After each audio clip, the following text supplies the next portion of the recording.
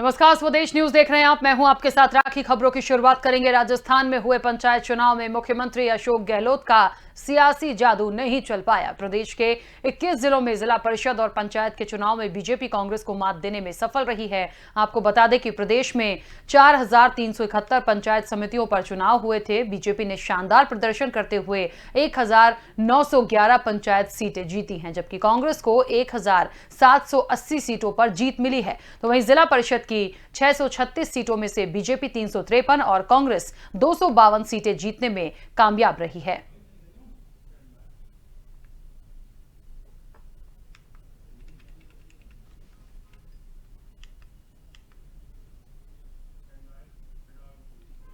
प्रदेश में ऊर्जा मंत्री प्रद्युम्न सिंह तोमर ने बिजली की दरों में बढ़ोतरी के संकेत दिए हैं। मंत्री तोमर ने कहा कि जितना बिजली खर्चा होगा उसके अनुपात में बिजली की दरें तय होती हैं। बिजली कंपनी ने विद्युत विभाग को प्रस्ताव भेजा है, जिसके बाद बिजली विभाग को जो तय करेगा वही दरें लागू होंगी। वहीं सीएम शिवराज सिंह चौहान ने ऊर्जा विभाग के साथ समीक्षा बैठक भी की है।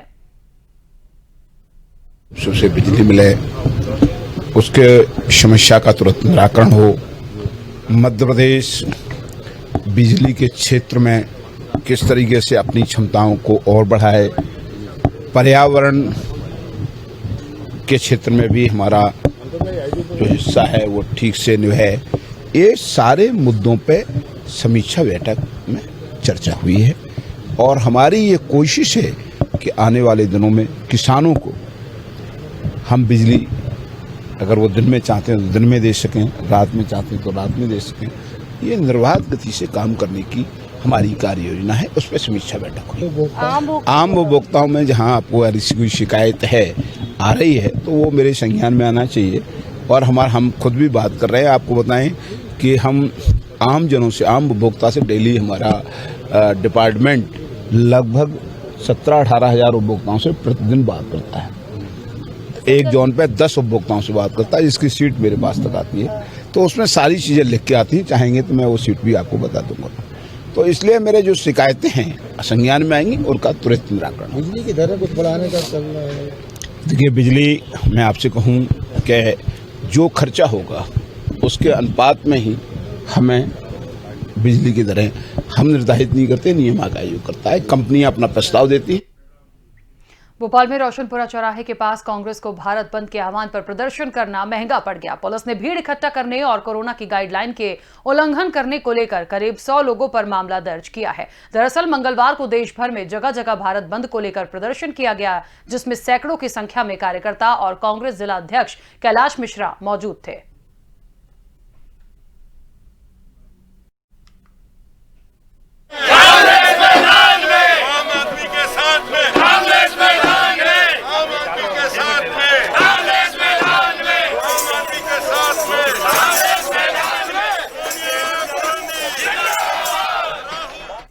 हम नहीं लगा सकते, सरकार के द्वारा बैन है।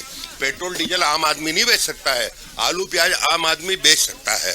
और पेट्रोल डीजल की दुकान तो सरकार ने लगा रखी है। जब मनमोहन सिंह जी की सरकार थी, जब क्रूड का भाव $130 से ऊपर था, आज $50 से कम का बैरल है और पेट्रोल डीजल उस समय से डेढ़ा बिक रहा है।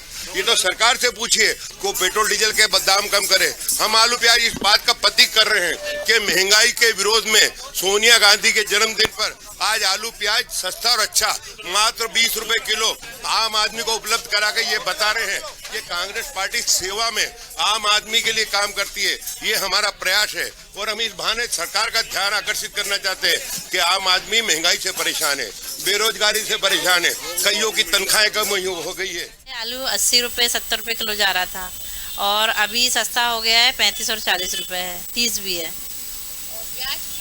प्याज भी 30 और 20 भी है, 40 भी है। इससे पहले क्या रेट था? पहले 70-80 रुपए किलो था। 2 किलो आलू 2 किलो प्याज। क्या भाव लिए? 20 रुपए। कांग्रेस अध्यक्ष सोनिया गांधी के जन्मदिन पर कांग्रेसियों ने भी आलू प्याज बेचे हैं। कांग्रेस नेता गोविंद गोयल ने सब्जी बेचते हुए कहा कि मध्य प्रदेश में महंगाई चरम पर है और पेट्रोल डीजल के भाव लगातार बढ़ते जा रहे हैं। उन्होंने केंद्र सरकार पर हमला बोलते हुए कहा कि बाजार में सब्जियों के दाम ज्यादा हैं, इसलिए हम आम लोगों को 20 रुपए किलो में सब्जी बेच रहे हैं।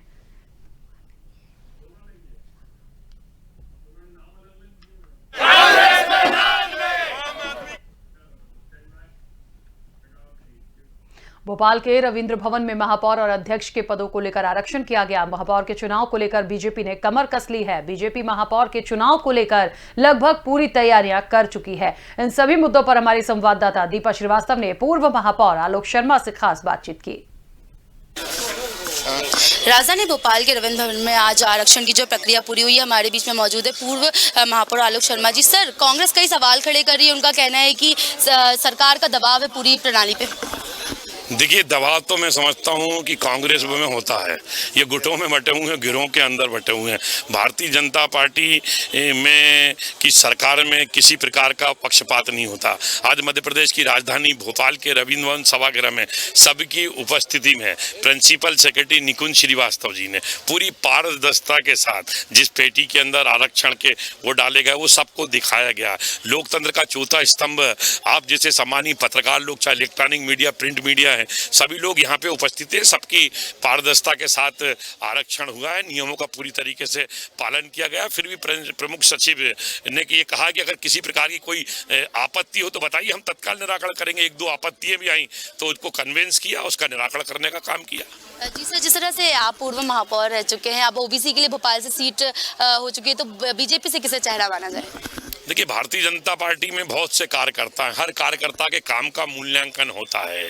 भारतीय जनता पार्टी में कुछ अदृश्य आंखें होती हैं, हर कार्यकर्ता की कार्यप्रणाली पे निगाह रखती हैं। जो भी भारतीय जनता पार्टी का कार्यकर्ता मध्य प्रदेश की राजधानी का, भोपाल का, ओबीसी महिला में जिताऊ चेहरा होगा, जीतने वाला चेहरा होगा, उसको भारतीय जनता पार्टी टिकट देगी। और हमारे यहाँ निर्णय सामूहिक निर्णय होते हैं और संगठन जो निर्णय लेगा उसके ऊपर हम सब लोग काम करेंगे। और भोपाल में पुनः विकास के इतने काम हुए हैं कि एक बार भोपाल की जनता कमल के फूल पे मोहर लगा के पुनः भोपाल में भारतीय जनता पार्टी की परिषद बनेगी। जीत की क्या तैयारी है? जिस तरह से हमेशा जीत की तैयारियां की जाती हैं बीजेपी के द्वारा, काफी ज्यादा भारतीय जनता पार्टी तो हमेशा सामूहिक भावना से काम करती है, इसलिए हमारा बूथ स्तर तक का कार्यकर्ता पूरी तरीके से तैयार है। बूथ स्तर के कार्यकर्ताओं को पूरी तरीके से प्रशिक्षण दिया गया। अभी हमारे यहाँ पूरे मध्य प्रदेश में प्रशिक्षण देने का काम चल रहा है। कार्यकर्ताओं को ट्रेनिंग दी जा रही है और कार्यकर्ता नीचे तक जाएंगे, वो काम करेंगे। क्योंकि मेरा मानना ये है कि राजनीतिक क्षेत्र में काम करने वाला कोई भी कार्यकर्ता हो, वो वरिष्ठ कार्यकर्ता तो को विधायक बना देता है, सांसद बना देता है। उसके लिए तो एक अवसर आया है चुनाव लड़ने का। तो मैं समझता हूं कि नगर निगम जो होती है, नगर पालिका और जो नगर परिषद होती है, वो कहीं ना कहीं राजनीतिक कार्यकर्ता के लिए एक प्राइमरी पाठशाला होती है। तो उसको मौका मिलेगा और युवा कार्यकर्ता को आगे लाने का काम भारतीय जनता पार्टी कर रही है और युवा नेतृत्व देने का काम कर रही है। और पूरे प्रदेश की युवाओं की के हिसाब से अच्छा डेवलपमेंट करने वाले कार्यकर्ता को भारतीय जनता पार्टी टिकट देगी। तो जिस तरह से ये हमारे बीच में आलोक शर्मा जी मौजूद थे, जिनका साफ तौर पर कहना है कि हमेशा ही बीजेपी जो युवा हैं उनको आगे लाने का काम करती है, उसी प्रकार से महापौर के चुनाव के लिए भी जो है युवा चेहरा जो है उन्हें भी मौका दिया जाएगा। कैमरा पर्सन दीपक के साथ दीपा श्रीवास्तव, स्वदेश न्यूज, भोपाल। उधर भोपाल के जहांगीराबाद थाना क्षेत्र अंतर्गत दुष्कर्म का मामला सामने आया है, जहां पड़ोस में ही रहने वाले एक शख्स ने युवती को शादी का झांसा देकर दुष्कर्म किया। आपको बता दें कि लॉकडाउन के दौरान दोनों का परिचय हुआ था। उसी दौरान दोनों के बीच बातचीत भी बढ़ी थी। परिजनों ने दोनों की शादी भी तय कर दी थी। युवक द्वारा शादी से इंकार करने पर महिला ने उसके खिलाफ थाने में प्रकरण दर्ज कराया है। पुलिस ने मामला दर्ज करके आरोपी को गिरफ्तार कर लिया है। जहांगीराबाद में 2 दिन पहले ये युवती के द्वारा रिपोर्ट की गई थी कि लॉकडाउन के दौरान सोशल मीडिया के माध्यम से उसका एक व्यक्ति के साथ संपर्क हुआ और उसके बाद उनके बीच में प्रेम संबंध बढ़े, परंतु लड़के ने शादी का झांसा देके उसके साथ धोखा किया और शादी करने से मना कर दिया। उसी की रिपोर्ट के आधार पर युवक के विरुद्ध एफआईआर दर्ज की गई है और साथ ही उसे गिरफ्तार भी किया। भोपाल में जल विभाग की बड़ी लापरवाही सामने आई है। आपको बता दें कि कोलार मेन रोड पर पाइपलाइन फूट गई, जिससे हजारों गैलन पानी सड़कों पर बह गया। पाइपलाइन फूटने से पानी सप्लाई पर भी असर पड़ा, जिससे रिहायशी इलाके के लोग परेशान हैं। इलाके के लोगों का कहना है कि जल विभाग की लापरवाही के कारण आए दिन पाइपलाइन फूटती रहती है।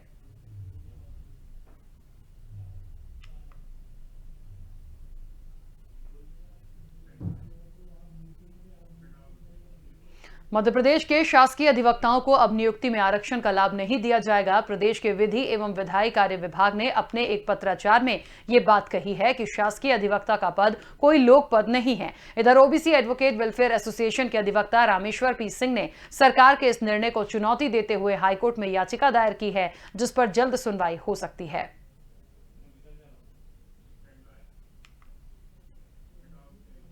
भोपाल से बैंगलोर हवाई यात्रा करने वालों के लिए खुशखबरी है। बैंगलोर के लिए दूसरी फ्लाइट 17 दिसंबर से शुरू होनी है। पिछले 6 महीने में फ्लाइट का मूवमेंट 2 गुना से ज्यादा हो गया है। कोरोना काल की वजह से धीरे धीरे शुरू हो रही फ्लाइट्स अब लगातार बढ़ रही हैं। जून में फ्लाइट्स मूवमेंट 172 था, जो नवंबर में बढ़कर 466 हो गया है।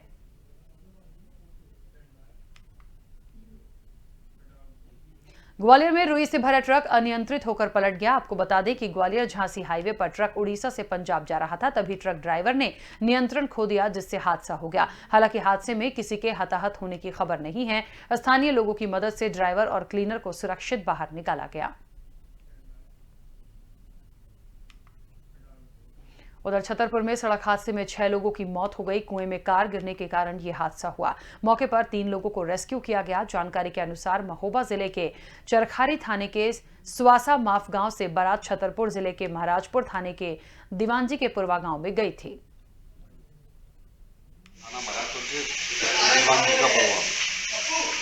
बारात में उस गाड़ी में 9 लोग सवार थे, जो कुएं में गिर गए दीवान जी का परवाह में, जिसमें 3 लोग बच गए, 6 लोग मर गए।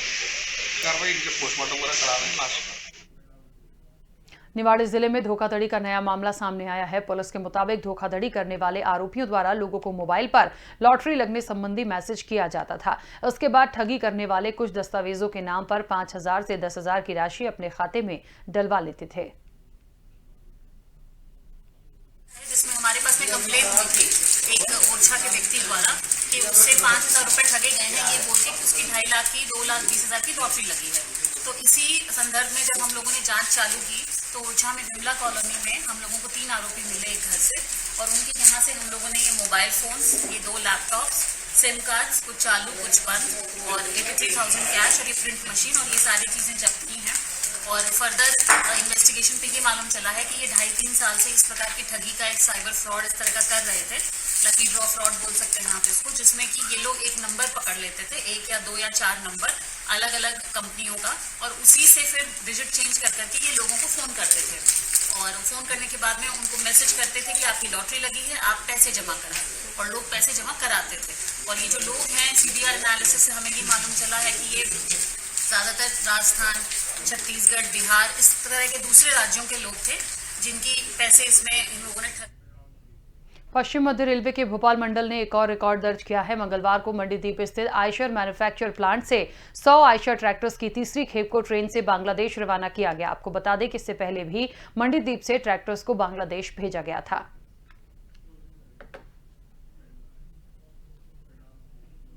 और इसी के साथ इस बुलेटिन में फिलहाल इतना ही। आप बने रहिए स्वदेश न्यूज के साथ।